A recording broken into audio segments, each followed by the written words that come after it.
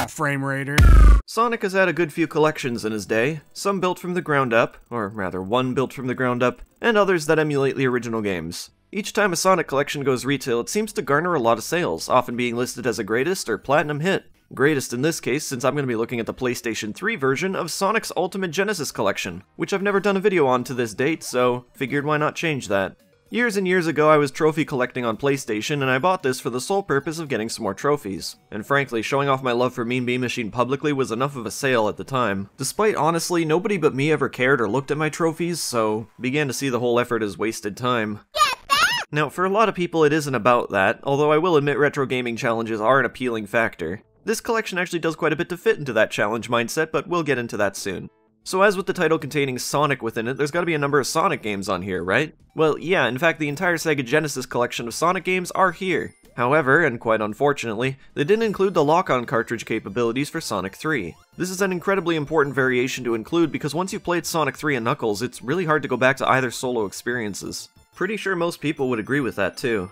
I looked up why they didn't include it, and the only official answer gives me more questions. To quote the collection's producer, just throwing an old ROM into a game is one thing, but combining lots of different types of ROM technology and making them all work together is another. End quote. If you spend any amount of time working on multiple arcade machine emulation, you'd know that this statement makes no sense. Why would making them work together be an issue? And even then, you don't need to reinvent lock-on technology in a digital form. Sonic 3 and Knuckles can easily be turned into a single ROM file. Maybe it was in fact more difficult to do, but at the very least, the answer that was given by no means justifies its exclusion. I guess for Sonic 3 and Knuckles, you'll have to stick to Sonic Mega Collection. Every other collection has since been absent of it to my knowledge. The most recent Sega Genesis Classics release on modern consoles doesn't even include the solo experiences. Anyways, here's a list of all the included, unlocked by default games. Sonic 1 through 3, Knuckles, 3D Blast, Mean Bean Machine, and Spinball. Streets of Rage 1 through 3. Super Thunderblade, Vectorman 1 and 2, Alex Kidd and the Enchanted Castle, Alien Storm, Altered Beast, Beyond Oasis, Bonanza Bros, Columns, Comic Zone, Decap Attack, Dynamite Heady, E-SWAT, Echo the Dolphin 1 and 2, Fatal Labyrinth, Flicky, Gain Ground, Golden Axe 1 through 3, Kid Chameleon, Fantasy Stars 2 through 4, Rystar, Shining Force 1 and 2, Shining in the Darkness, and Shinobi 3. Here are the unlockable games, unlocked by completing various trophy challenges. Alien Syndrome, Altered Beast Arcade, Congo Bongo, Fantasy Zone, Golden Axe Warrior, Phantasy Star 1, Shinobi Arcade, Space Harrier, and Zaxxon. So 49 individual games in total. And what are these challenges? Well, requirements must be met in specific games that upon reaching, will unlock the associated title. These can be discovered by looking at the descriptions in the PlayStation Trophy section. On the outside, this is just a collection of Sega Genesis and a few other games, but personally I find the actual game you're buying here is attributed to the challenges. Actually going through the games to accomplish these goals in itself felt like a game. Standalone experiences like this have come out since, and I feel this is a great earlier example of such a thing. Unlocking games and even the various interviews was a lot of fun. I enjoyed doing it years ago to get more PlayStation trophies, and I enjoyed doing it just now playing it again on another account. The challenges can be anywhere from ridiculously easy to rather challenging. I know some have since complained about a few of them, like completing an entire game of Mean Bean Machine. I will admit that's a bit over the top. I love the game, so it's no problem for me, but I totally understand this isn't everyone's cup of tea. Thankfully though, the collection supports save states, so you don't really have to do all this in one go. Alternatively, you could just skip this. Like many of the trophies, you don't actually unlock anything for this one. Specifically, going into that extras menu will show you what trophies are required to unlock stuff. So let's see here. To get the Sun Nakamura interview, we need to get a Chaos Emerald and Sonic the Hedgehog. Okay, no sweat. Even better, I can save state just before I get into the special stage, so I can load the state if I fail. Alright, mission accomplished. Let's go back to check out that interview.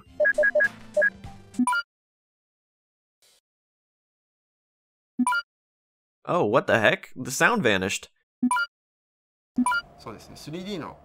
Okay, it's back again, for when he starts speaking. How strange. Why not just cut the clip at the start of the interview? The clip ended up being a couple minutes of this guy talking about Sonic 06, which was weird because I figured these would be interviews about the old games, not at the time current gen games. I'm sure that's not the case for all of them, but it was at least for this one. Anyways, after playing some Sonic the Hedgehog, I noticed a few things about the game's emulation. Going into ball form as Sonic peaks the sound frequency in a very uncomforting way. Unlike many Genesis emulation efforts, the rings actually sound fine and don't hurt my ears. Like Sonic's ball form, the signpost sound isn't emulated properly, nor are any of the explosion sounds. Unnoticeable to first-time players perhaps, but very noticeable for fans. Sometimes the music didn't quite sound right either. Take a listen to Sonic 3's menu music.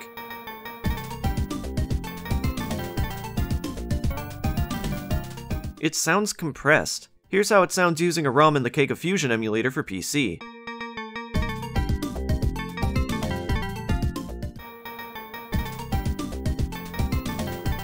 Additionally, for Sonic 3, running into a bumper in the special stages would result in this crackling effect on each collision. The flying battery ship in Sonic & Knuckles? Oh, don't get me started. It sounded terrible.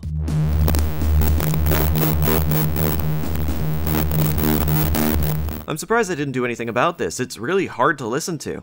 These were just things I noticed from playing between 20 to 30 minutes of each Sonic game. Certainly, the more you play, the more there is to notice. Oh, and since I'm sure some will be wondering, you can play these games with either the D-pad or left analog stick. They're both available at any point without any menu swap or anything. Very useful to quickly get into a game of Sonic 3D Blast, because that thing with the PlayStation 3 D-pad? Yeah, no thanks. I think that goes for the 360 D-pad as well, frankly. As I kept playing, I wondered if the games themselves had any extra emulation features. As it turns out, you can stretch any game to the size of your liking, and turn on a smoothing filter that does exactly as it insinuates. Unfortunately, in my testing, I came to realize the smoothing filter actually minimizes a lot of the graphical detail. Subtle effects can find themselves completely removed with the filter. For example, here in Sonic 2, where most of the bolt decals are now completely invisible. Thankfully, the filter is turned off by default, so if you want to use this, it is by all means a choice. I found as I was playing games with the filter, it wouldn't be long until the effect completely wore off on me anyways, and I didn't even notice there was a difference. It's best to just leave this turned off, but your preferences may vary. You can also force the games into widescreen, which is not gonna look great, but the option is there.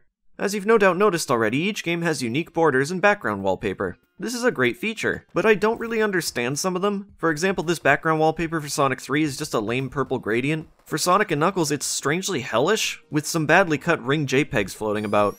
I tried the rest of the Sonic games. For the most part, the problems were in sound emulation.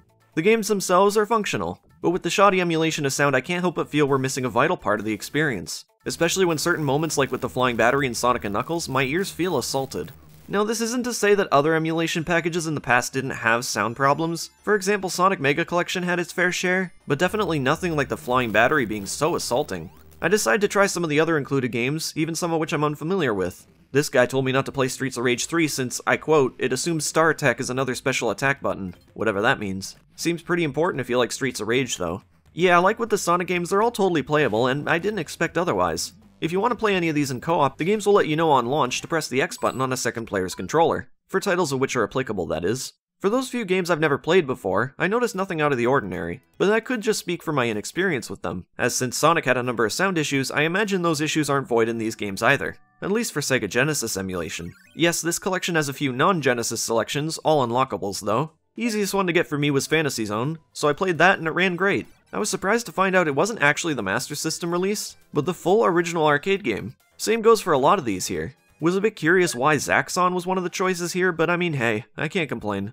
When I first announced on my Twitter.com page that I was doing a review of Sonic's Ultimate Genesis collection, people seemed pretty excited. I was even told by a few in retrospect that this collection is responsible for a lot of Gen Z's appreciation towards retro gaming. And I mean, I do understand why and how. They're great games and they're still enjoyable here. The bonus stuff is nice, even if the presentation isn't quite on the level of Sonic Mega Collection. The selection is definitely where it hits a home run though. There are a lot of games here, and the challenges to unlock new ones is neat. I love the idea. I still can't help but feel this was a bit rushed though. The sound emulation could be a lot better. All in all, the execution doesn't feel too unlike one man's passion project that this one man thought was good enough and sent on its way. I found the most impressive feat of the collection was licensing all these games, honestly. The technical accomplishment here feels passable, and this isn't necessarily a bad thing. If you want a way to play these games, or just love the little challenges, there's a lot of bang for your buck here. 49 games makes for a pretty loaded collection. I just feel like for something called an ultimate collection, it's more of an acceptable collection, at least on presentation terms. Not quite ultimate, not quite mediocre, kinda hitting a soft spot with this one. And if that sounds like a good time for you, then Sonic's Ultimate Genesis collection could be just what you're looking for. For me personally, well, it's alright. I have other means, including the original hardware, but that's not in everyone's library, so these compilations, while usually not perfect, and being the case for this one too, are by all means serviceable. And I think that just about wraps things up, so thank you so much for watching, and I'll catch you frame raiders in the next video.